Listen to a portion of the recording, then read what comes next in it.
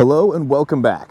My name is Matthew McLaughlin, and today we're going to be taking a look at the Fastace forks that I previously installed onto my e-bike, and we're going to be taking them for a ride and telling you all about them. So, the Fastace forks on the Talaria Sting. They went on real easy. The video to install them is in the description. They look awesome, they're super beefy, and we're going to be taking them for a spin today to see how they actually feel. So let's hop right into it and check out the differences between my stock D&M forks and these upgraded Fastace forks. So the first thing is that they are an actual oil and valve fork. So you don't have to adjust air all the time if you're going up and down elevation, and they're more robust than the D&M forks, just right off the bat from a construction standpoint. The first thing that I noticed when I got these guys out and started testing them, that's an interesting change, is they have a much better turning angle. You see, this is a much steeper angle, allowing you to get much tighter turns.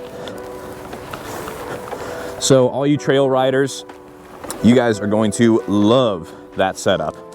The reason for that is because the triple clamp here on both of them actually spaces the forks more forward, so you get a better clearance in between right here. Anyway, that's enough talking, let's go ride.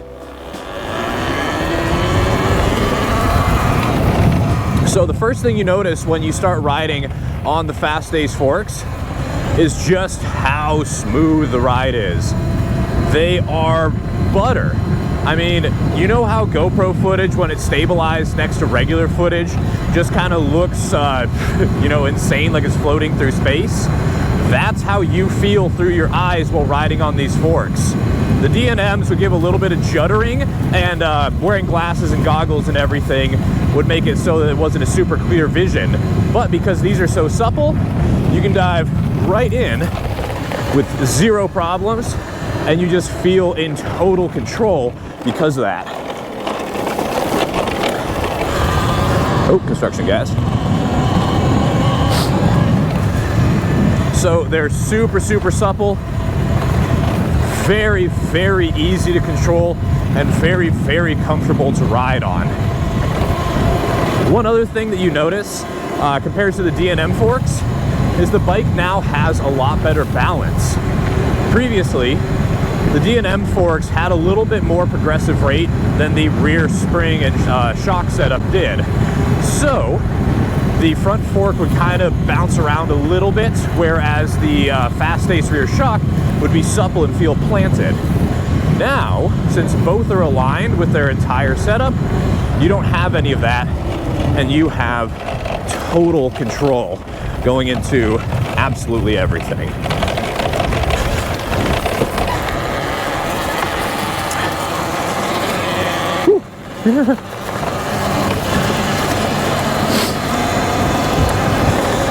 So, what else to note about them? They're, again, super plush, very comfortable to ride on, and they just give you an immense amount of control when you're going on off-road terrain. Even when you're sitting down, they provide just an excellent ride for you. They're nothing to worry about. They are super comfortable. So one thing I'll talk about more when we get to the street section, the twisties, on pavement and everything for you supermoto guys, is the control. On the D&M fork, you would feel on the turn-in, you would actually feel the front wheel would wiggle around a little bit, and there would be a delay from when you do the steering input to when the steering actually happens, which wasn't very good. You could kind of get used to it, but you don't want to have to get used to your steering. You want your steering to feel really good off the bat so that you can increase your performance as a rider. You don't want to learn bad habits. So big bumps. Whew. super fun. Holy crap. Just so much fun to blast with this fork. If I have one criticism, I know that Charged Cycle Work mentioned it in his video as well. These forks, they feel awesome, but they do they don't have as much ramp up towards the bottom as we would typically want. And what I mean by ramp up is pretty simple. So you have a finite amount of suspension travel up and down and everything. This fork feels awesome all the way throughout it. At the end, you want a little bit of more, stiffer suspension. You want the compression ratio to actually ramp up so that you hit those big bumps and you're not harshly bottoming it out and losing control. This fork could definitely use a little bit better progression when you get low on the forks. Oh my God, that was awesome. Ah!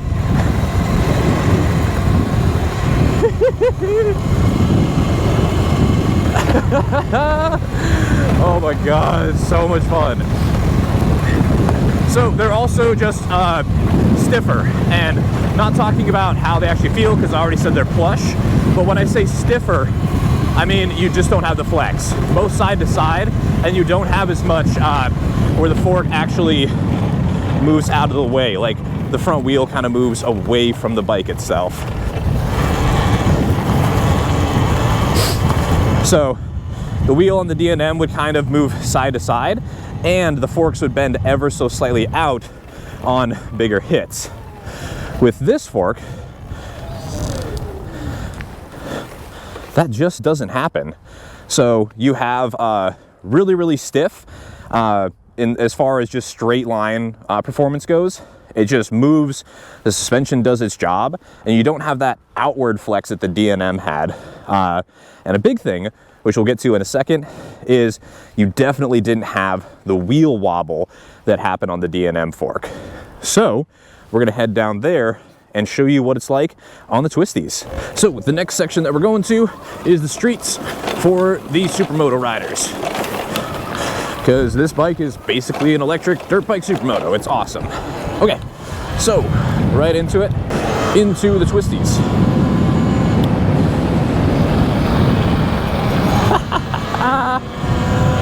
God, that's fun. What a little bit hot, Matt. God damn. Okay. So the big thing that you feel with this fork is stability. It offers to you so little flex up front that you actually feel like you're in control of the bike for once. So on the old D&M fork, let's say you have this pretty sharp turn right here, you would steer in, it would wobble, and then you would go. There's an extra hiccup that you need to account for in order to actually, you know, ride to your peak ability and have fun out there. And it was kind of unnerving. I didn't really like it while I was riding. But this fork, with how stiff it is, it absolutely reminds me of my street bike. It just has so much better control up there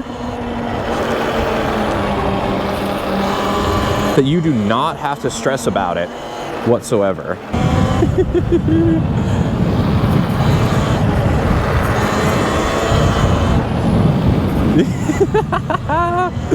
Holy crap, that's fun. God, I need to get some supermoto wheels.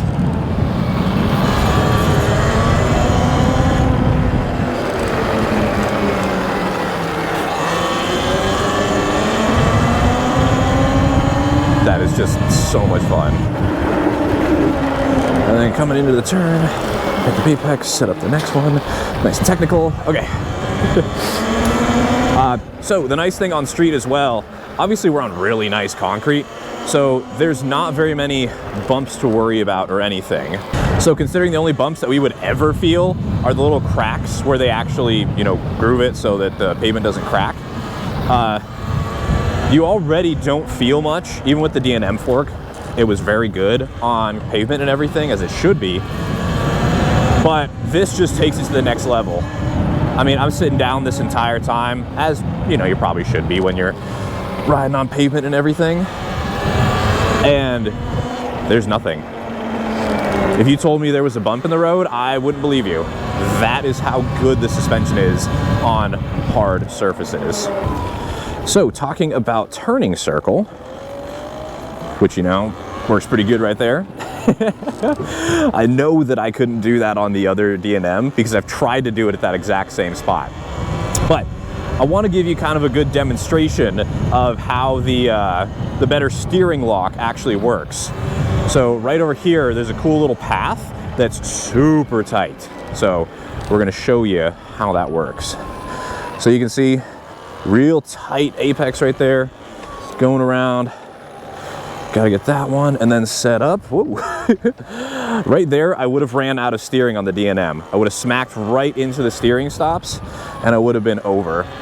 But on this bike, you have so much that if you need extra steering, you have tons of options. Full lock all the way. What? In the pavement, in one pavement maneuver, we have the ability to turn around. That's just incredible. So I also want to show you some differences between the actual D&M fork and the Fastace from a build perspective, and just things I noticed before I set everything together. So take a look at what I found. It looks like there's some sort of coating on these stanchions, and the fork seals are a lot beefier on the Fastace forks.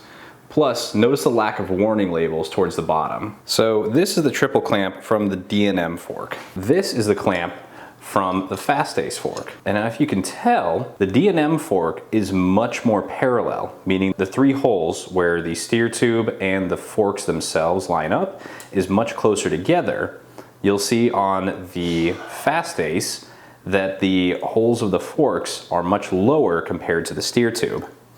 Now, when I overlap them like this, you can really see what I'm talking about. So it looks like going with the Fastace is actually going to have a slight change in geometry as well. The geometry changes are barely noticeable, to be honest. This bike was already very stable even with the D&M fork, so putting something that has a little bit different change wasn't very noticeable.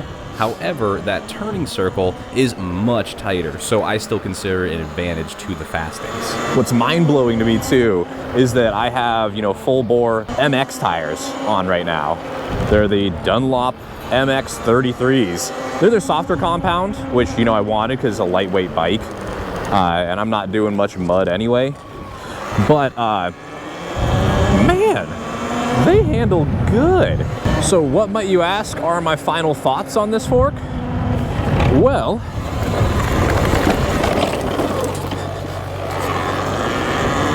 it's super comfy. It's very, very stiff as far as the feel goes.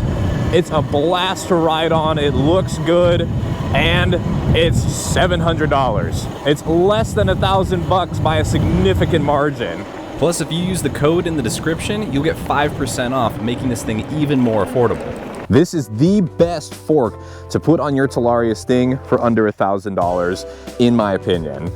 Amazing fun, super affordable, and it's something that also has some aftermarket backing. I know that Charge Cycle Works has a couple things that you can do to upgrade the fork, and it just makes it so that you can actually grow with this fork and you're not stuck with something like a D&M that barely has any aftermarket following. Anyway, that's all I have for you today. I hope you enjoyed it. I hope it was informative, and I hope it was entertaining. Let me know what you thought of this video. Let me know what you think of these forks, and thanks for watching. Have a good one.